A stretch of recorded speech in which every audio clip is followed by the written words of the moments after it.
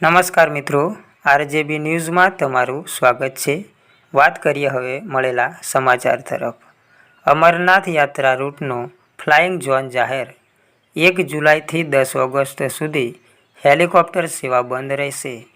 3 જુલાઈથી અમરનાથની યાત્રા શરૂ થઈ રહી છે, ત્યારે આ યાત્રામાં ભક્તોને સહેજ પણ અગવડતા ના પડે તે માટેનું ખાસ ધ્યાન રાખવામાં આવી રહ્યું છે। હાલમાં જ જમ્મુ કાશ્મીરમાં થયેલા આતંકી હુમલાને લઈને એક મહત્વનો નિર્ણય લેવાયો છે। ગૃહ મંત્રાલયના સૂચન બાદ જમ્મુ કાશ્મીરની સરકારે અમરનાથ રૂટને નો ફ્લાઇંગ ઝોન જાહેર કર્યો છે। આથી ભક્તો હેલિકોપ્ટરથી અમરનાથની યાત્રા નહીં કરી શકે।